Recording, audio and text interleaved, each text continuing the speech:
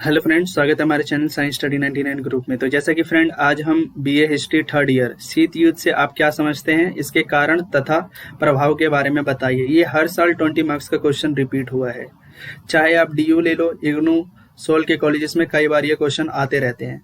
और ये जो वीडियो का जो पार्ट होगा हमारा छठा पार्ट होगा। तो आइए फ्रेंड स्टार्ट करते हैं, बहुत अच्छे से इसे कंप्लीट करते हैं। फ्रेंड्स हम बात करें शीत युद्ध क्यों हुआ, किन कारणों से शीत युद्ध हुआ। तो सेकेंड वर्ल्ड वॉर के बाद अगर देखा जाए तो दुनिया दो गुटों में विभाजित हो गई थी। एक तरफ अगर देखा जाए तो पूंजीवाद का गुट था और दूसरी तरफ देखा जाए तो समाजवाद का गुट था। तो एक अमेरिका के नेतृत्व वाला पूंजीवाद और दूसरा जो गुट था वो कौन सा था, सोवियत संघ के नेतृत्व में साम्यवादी गुट था। दोनों में अगर देखा जाए तो वैचारिक मतभेद थे तथा दोनों ही महाशक्तिशाली देशों के पास भारी मात्रा में हथियार थे, परंतु दोनों देशों के बीच प्रत्यक्ष रूप से युद्ध नहीं हुआ। दोनों महाशक्तियों के संबंध अगर देखा जाए तो तनावपूर्ण थे। तनावपूर्ण के ही कारण इसे हम क्या कहते हैं, शीत युद्ध कहते हैं। और शीत युद्ध से अभिप्राय है कि एक ऐसी स्थिति से है जिसमें युद्ध जैसा माहौल रहता है परंतु युद्ध नहीं होता।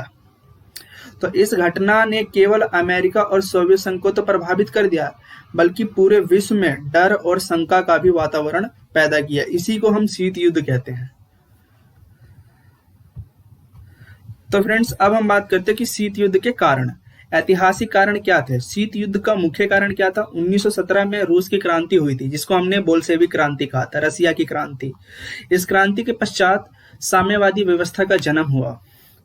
क्रांति का मुख्य उद्देश्य क्या था भाई, पूंजीवाद को खत्म करना, जिसके कारण पूंजीवाद और साम्यवाद शक्तियों के बीच में तनावपूर्ण संघर्ष पैदा हो गया। और विश्व युद्ध के दौरान जब हिटलर ने सोवियत संघ पर अटैक किया तो सोवियत संघ के नेता स्टालिन अपने मित्र राष्ट्रों से जर्मनी के विरुद्ध दूसरा मोर्चा खोलने का अनुरोध कर दिया तथा रूस पर दबाव कुछ कम हो जाए, परंतु मित्र राष्ट्र इस अनुरोध को महीनों तक टालते रहे। वे चाहते थे कि जर्मनी सोवियत संघ को नष्ट कर दे, यानी कौन, जर्मनी, यानी हिटलर सोवियत संघ को क्या कर दे, नष्ट कर दे। इससे क्या होगा कि सोवियत संघ की जो साम्यवादी जो व्यवस्था होगी वो खत्म हो जाएगी और पूरे विश्व में पूंजीवाद ही दिखेगा। इससे सोवियत संघ और मित्र राष्ट्रों के बीच में और ज्यादा क्या हो गया था, तनावपूर्ण की स्थिति पैदा हो गई थी। ये सब सेकेंड वर्ल्ड वॉर में घटनाएं घट रही थी। और जैसे सेकेंड वर्ल्ड वॉर खत्म हुआ तो दो देशों के बीच में घमासान लड़ाइयां हो रही थी। जैसे हम बात करें अमेरिका और सोवियत संघ के बीच।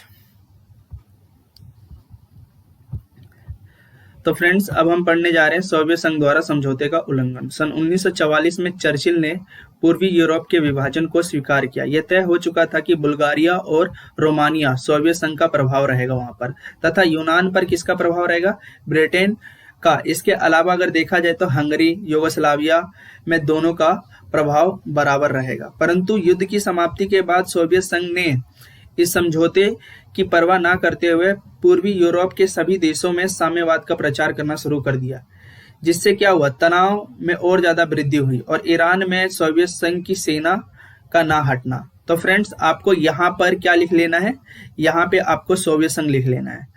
तो आगे पढ़ते हैं। तो द्वितीय विश्व युद्ध के दौरान कौन सी घटनाएं देखने को मिलती हैं उसके बारे में हमें जानना है। सोवियत संघ ने ब्रिटेन की समाप्ति से उत्तरी ईरान पर अपना अधिकार कर लिया था। यानी अगर देखा जाए तो ब्रिटेन की वहां पे समाप्ति हो रही थी, तो सोवियत संघ ने क्या करा कि ईरान को अपने कब्जे में लेना चाहा।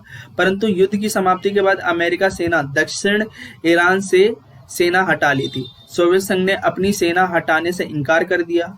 ये बात यूएनओ में पहुंची तो यूएनओ के दबाव से वहां से सेना हटाई गई, परंतु इस घटना में तनाव और वृद्धि सबसे ज्यादा हो गई थी। तो यानी दो देशों के बीच में, दो गुटों के बीच में घमासान लड़ाइयां हो रही थी, अमेरिका और सोवियत संघ के बीच में। अब हम बात करते हैं कि यूनान में सोवियत संघ का हस्तक्षेप। 1944 में समझौते के अनुसार ब्रिटेन का प्रभुत्व क्या था, यूनान पर स्वीकार किया गया था। परंतु युद्ध के पश्चात ब्रिटेन बहुत ज्यादा कमजोर हो गया था। यानी हम बात करें सेकेंड वर्ल्ड वॉर में ही ब्रिटेन बहुत ज्यादा धीरे धीरे कमजोर होते जाता और सोवियत, और देखा जाए तो शीत युद्ध के दौरान ही बिल्कुल कमजोर हो चुका था। इसलिए उसने यूएनओ से अपने सैनिक अड्डों को समाप्त कर लिया, घोषणा कर दी। इसका लाभ उठाया किसने भाई, सोवियत संघ ने। सोवियत संघ ने क्या करा कि इस क्षेत्र में अपना प्रभाव बढ़ा लिया, यानी बढ़ाना शुरू कर दिया था। टर्की पर अगर देखा जाए तो सोवियत संघ का दबाव, युद्ध के बाद टर्की पर सोवियत संघ का दबाव रहा उसे टर्की में अपने सैनिक अड्डे बनाने का अधिकार मिल गया, लेकिन पश्चिमी देशों ने इसका खूब विरोध करा। अमेरिका ने इस मामले की सुरक्षा परिषद में आवाज उठाने की चेतावनी दी। तो अब हम बात करते हैं अणु बम का आविष्कार। द्वितीय विश्व युद्ध का जैसे ही अंत हुआ, यानी जो द्वितीय विश्व युद्ध जैसे ही अंत हुआ, तो परमाणु हमले के साथ साथ अमेरिका ने जापान के हिरोशिमा नागासाकी के ऊपर बम गिरा दिए थे। देखो हम बात कर रहे हैं फ्रेंड्स, सेकेंड वर्ल्ड वॉर कैसे खत्म होता है। जापान के 2 शहर हिरोशिमा नागासाकी के ऊपर बम गिरा दिया था, और जैसे ही बम गिराया गया था तैसे ही जापान ने आत्मसमर्पण कर दिया था, यानी सेकेंड वर्ल्ड वॉर खत्म हो गया था।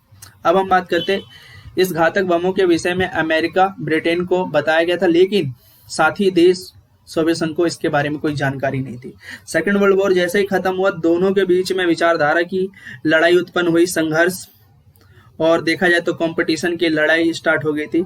इसलिए अगर देखा जाए तो अमेरिका और सोवियत संघ के बीच सेकेंड वर्ल्ड वॉर से ही युद्ध स्टार्ट हो गया था, और सोवियत संघ को भी इस प्रकार के बमों की जरूरत महसूस हुई, और बाद में सोवियत संघ और अमेरिका जैसे दोनों देशों ने खुलकर विरोध करा, और इस वजह से देखा जाए तो दोनों देशों के बीच में तनावपूर्ण की स्थिति पैदा होगी, जिससे शीत युद्ध को और ज्यादा बढ़ावा मिला। तो फ्रेंड्स, हम पढ़ रहे हैं बर्लिन की नाकाबंदी। सोवियत द्वारा लंदन के प्रोटोकॉल 1948 का उल्लंघन करते हुए, यानी बर्लिन की नाकाबंदी कर दी गई थी।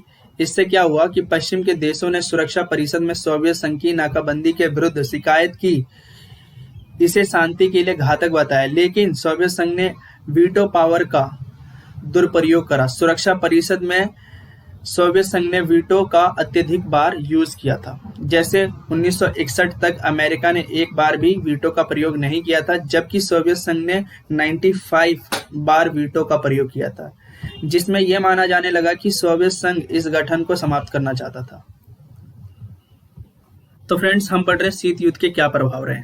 तो दुनिया जो थी 2 गुटों में विभाजित हो जाती है, शीत युद्ध का कारण माना जाता है। दुनिया 2 गुटों में विभाजित हो तो गई, एक गुट किसका नाम था, अमेरिका का, दूसरा गुट सोवियत संघ का, और तनावपूर्ण वातावरण देखा जा सकता था। शीत युद्ध के कारण पूरे विश्व में तनावपूर्ण का वातावरण रहा, और कई बार दोनों महाशक्तियों के बीच में भयंकर युद्ध की स्थिति उत्पन्न हो गई थी। जैसे हम बात करते क्यूबा मिसाइल संकट को लेकर युद्ध हुआ, और बर्लिन की नाकाबंदी को लेकर युद्ध हुआ। तो फ्रेंड्स, हम बात करें सैनिक संधियों का निर्माण। शीत युद्ध के दौरान 2 महाशक्तिशाली देशों ने अपनी सुरक्षा और शक्ति में वृद्धि करने के लिए सैनिक संगठनों का निर्माण किया। अमेरिका ने क्या बनाया, नाटो, सीटो, सेंटो जैसे सैनिक गुट बनाए, और लेकिन अगर देखा जाए तो सोवियत संघ कहाँ पीछे हटने वाला था, तो सोवियत संघ ने क्या बनाया, वार्सा पैक्ट का निर्माण किया, और हथियारों की होड़ में वृद्धि हुई, और शीत युद्ध के कारण सभी देशों की सुरक्षा के लिए खतरा उत्पन्न हो गया। दोनों ने अपनी सुरक्षा के लिए हथियारों का निर्माण करना शुरू कर दिया। ऐसे हथियारों की होड़ में और ज्यादा शीत युद्ध को बढ़ावा मिलता है। तो फ्रेंड्स, हम यहाँ बात करते हैं गुटनिरपेक्षता का उदय। ब्रिटेन और फ्रांस के चंगुल से जो देश आजाद हुए थे वो नव स्वतंत्र देश कहलाए। उनके पास कोई भी विकल्प नहीं था। वो सोच रहे थे कि भाई हम पूंजीवाद को एक्सेप्ट करें, कि हम साम्यवाद को एक्सेप्ट करें, लेकिन उन्होंने देखा कि भाई कहीं ना कहीं हमारे लिए खतरा है, तो उन्होंने गुटनिरपेक्ष की नीति को अपनाया था। तो आइए फ्रेंड्स, पढ़ते हैं, समझते हैं इसे। शीत युद्ध के दौर में महाशक्तियां छोटे और नव स्वतंत्र राष्ट्र को अपने गुट में शामिल करना चाहती थी। देखा जाए तो दबाव भी डाल रही थी। फलस्वरूप उनकी स्वतंत्रता के लिए खतरा उत्पन्न हो गया। ऐसी स्थिति में नव स्वतंत्र देशों के पास कोई भी चारा नहीं बचा, और बाद में उन्होंने गुटनिरपेक्ष की नीति को अपना लिया। उन्हें डर था कि कहीं ना कहीं हमें फिर से गुलाम न बना दिया जाए। ऐसी स्थिति में उनके पास कोई भी विकल्प नहीं था, इसलिए उन्होंने गुटनिरपेक्ष को अपना लिया। शीत युद्ध का अंत 1989 में बर्लिन की दीवार को गिरा दिया गया, जर्मनी का एकीकरण कर दिया गया, वार्सा पैक्ट को खत्म कर दिया गया, 2 महाशक्तियों ने सहयोग को बढ़ावा दिया, और शीत युद्ध को समाप्त कर दिया गया। जाए तो 1991 में सोवियत संघ का पतन हो गया था, और सोवियत संघ में आर्थिक व राजनीतिक रूप से पिछड़ते गया, तो अमेरिका एकमात्र केवल महाशक्ति के रूप में उभर गया। तो फ्रेंड्स, हमारा टॉपिक खत्म हो गया। आप लोग अपने नोटबुक में इसे नोट कीजिए, ताकि आप अपने एग्जाम में अच्छे तरीके से लिख सके और बेहतरीन अंक लेकर आ सके। तो फ्रेंड्स, हम नेक्स्ट वीडियो में मिलते हैं। अभी तक आप लोगों ने मेरे चैनल को सब्सक्राइब नहीं करा तो प्लीज आप सब्सक्राइब कर दीजिएगा, बेल आइकन को क्लिक कर दीजिएगा, शेयर कीजिए, लाइक कीजिए। तो फ्रेंड्स, नेक्स्ट वीडियो में हम मिलते हैं।